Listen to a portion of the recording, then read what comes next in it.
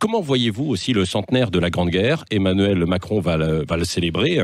Cette séquence mémorielle est utile.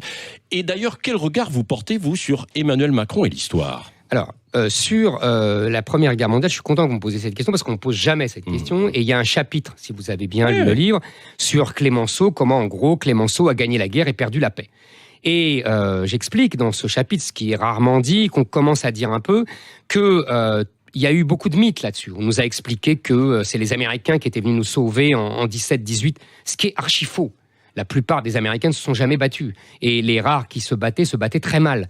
Et ils ont été équipés par les Français, par le char FT-17 Renault, par les avions français.